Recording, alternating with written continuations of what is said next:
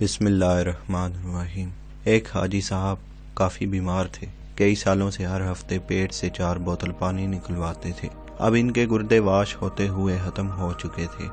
ایک وقت میں آدھا سلائس ان کی غذا تھی، حتیٰ کہ سانس لینے میں بھی دشواری محسوس ہوتی تھی۔ نکاحت اتنی کے بغیر سہارے کے حاجت کے لیے نہ جا سکتے تھے۔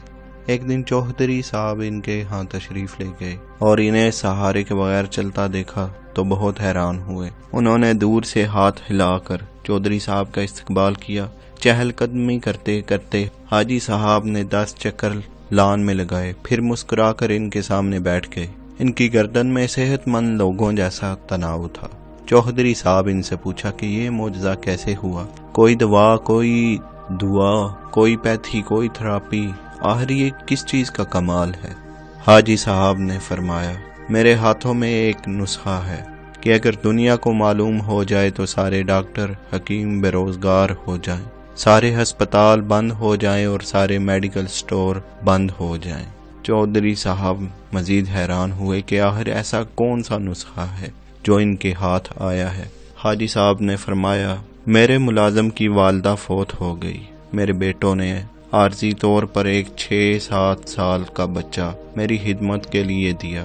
میں نے ایک دن بچے سے پوچھا کہ آخر کس مجبوری کی بنا پر تمہیں اس عمر میں خدمت کرنا پڑی؟ بچہ پہلے تو خاموش رہا، پھر سسکیاں بھر کے بولا، ایک دن میں گھر سے باہر تھا، میری امی، ابو، بھائی، بہن سب سیلاب میں بہہ گئے، میرے مال مویشی زمین پر رشتہ داروں نے قبضہ کر لیا، اب دنیا میں میرا کوئی نہیں، اب 2 وقت کی روٹی اور کپڑے کے عوض آپ کی خدمت پر مامور ہوں۔ یہ سنتے ہی حاجی صاحب کا دل پسیج گیا اور پوچھا، بیٹا کیا تم پڑھو گے؟ بچے نے ہاں میں سر ہلا دیا۔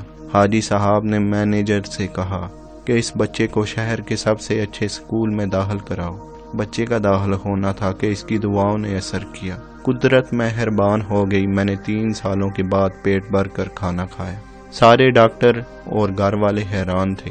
اگلے روز اس یتیم بچے کو ہاسٹل میں داخلہ دلوایا اور بغیر سہارے کے ٹائلٹ تک چل کر گیا۔ میں نے مینیجر سے کہا کہ شہر سے 5 ایسے بچے اور ڈھونڈ کر لاؤ جن کا دنیا میں کوئی نہ ہو۔ پھر ایسے بچے لائے گئے، انہیں بھی اسکول میں داخل کرایا گیا۔ اللہ تعالی نے فضل کیا اور آج میں بغیر سہارے کے چل رہا ہوں، سیر ہو کر کھا پی رہا ہوں اور کہکے لگا رہا ہوں۔ حاجی صاحب سینہ پھلا کر گلاب کی کیاریوں کی طرف چل دیے اور فرمایا، میں اب نہیں گروں گا جب تک کہ یہ بچے اپنے قدموں پر کھڑے نہیں ہو جاتے۔ حاجی صاحب گلاب کی کیاریوں کے قریب رک گئے اور ایک عجیب فکرہ زبان پر لائے۔ قدرت یتیموں کو سایہ دینے والے درختوں کے سائے لمبے کر دیا کرتی ہے۔